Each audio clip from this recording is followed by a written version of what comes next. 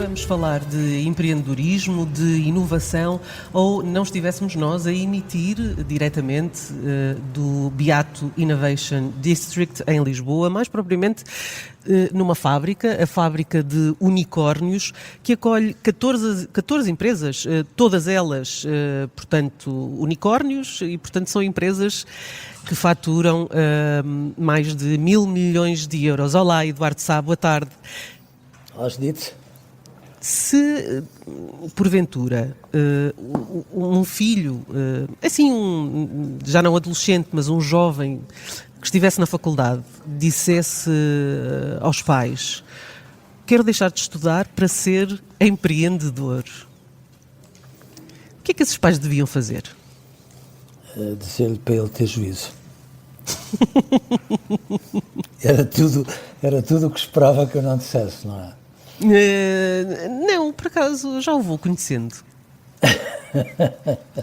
Judite, eu lembro-me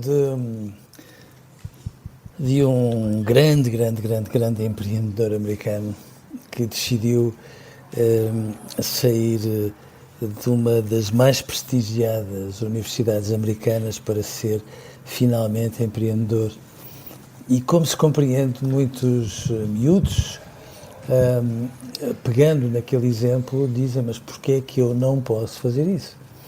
E acho muita graça porque alguns pais dizem: não, tu podes, mas só depois de entrares numa universidade daquelas.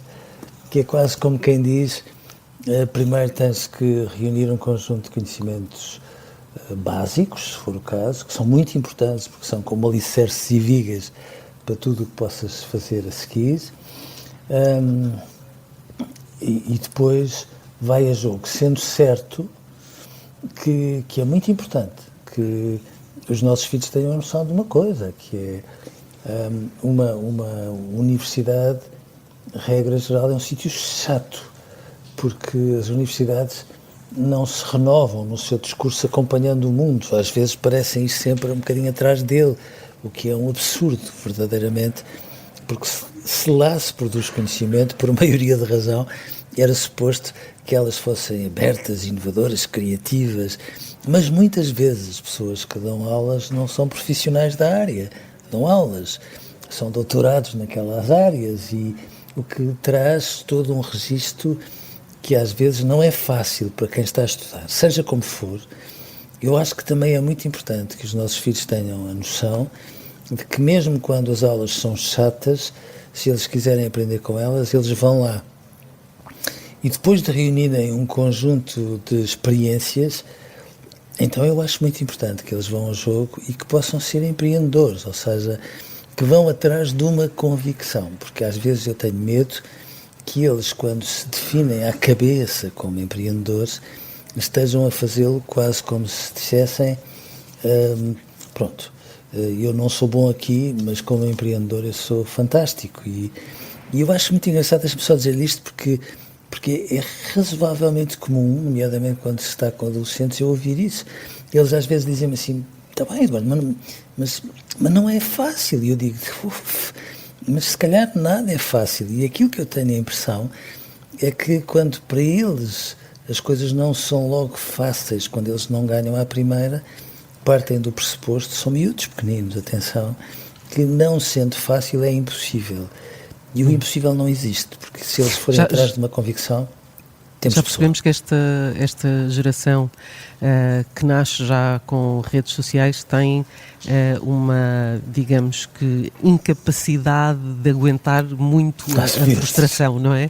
Mas eu vou fazer de advogado do diabo e vou-lhe falar dos casos de grandes empreendedores que não acabaram a faculdade.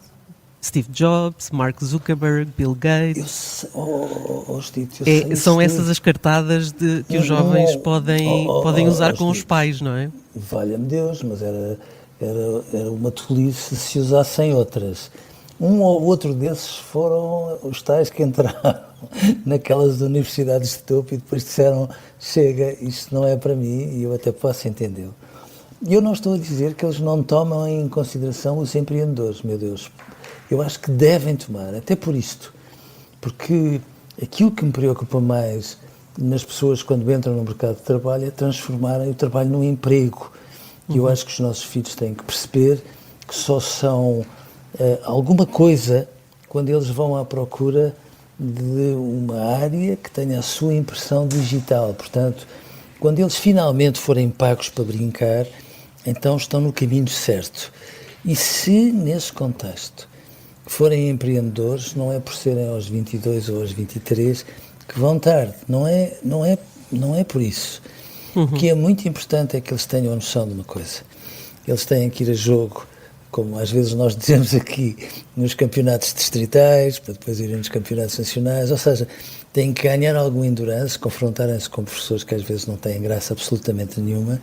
E aqui sim, eu acho que começa a ser a altura das universidades, das mais diversas áreas, fazerem aquilo que muitas vezes as universidades fazem mal, que é perguntarem assim: será que o ensino que nós estamos a dar a estes miúdos tem tudo a ver com o mundo em que eles cresceram e com o mundo em que eles vivem, sim ou não? E a resposta é quase invariavelmente não.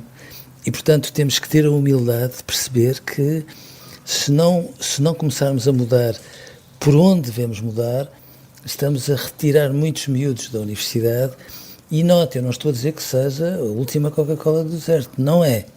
Mas aquilo que eu acho que é importante é que muitos se precipitam como potenciais empreendedores e eu já vi muitos a magoarem-se no caminho. E, portanto, atrás das convicções deles, sim, mas não naquele registro do género: se eu não sou bom aqui, vou tentar que a minha vida seja fácil ali, certo. Porque a fórmula é sempre a mesma. Nada é fácil e o fácil dá trabalho. Certo. Como é que é? São 20% de transpiração e 80% de inspiração, não é? Mas a questão aqui é que as coisas são complementares, podem ser complementares, não é? Pois podem. Até porque os estudantes têm muito tempo quando andam na faculdade, há sempre tempo. É verdade. E muitas escolas, estou-me, por exemplo, a lembrar do técnico, para não irmos mais longe, faz coisas muito engraçadas, que é pegar nos miúdos e pô-los naqueles clubes em que eles, por exemplo, têm de desenvolver um automóvel, e muitas vezes eles descobrem os verdadeiros talentos, não é nos exames, mas é nesse tipo de atividades que são à margem da atividade escolar, mas que são muito importantes. E, portanto, chegamos sempre àquele patamar em que nós percebemos que quando eles têm condições para criar, quando eles são desafiados a ir por ali adiante e quando se cria ali um espírito de equipa que os faz transcenderem-se, eu não tenho dúvidas que eles crescem.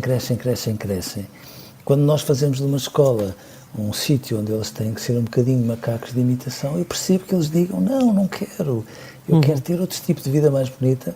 E, portanto, nessas circunstâncias eu acho ótimo que eles queiram ganhar muito dinheiro, mas eles têm que ter a noção de uma coisa: para que se ganhe muito dinheiro, eles têm que ser um produto singular, inimitável, irreplicável, porque se forem assim, façam o que fizerem, estudem história ou façam empresas de dados, eles serão absolutamente únicos e, portanto, aí serão, certo, obviamente, muito bem pagos.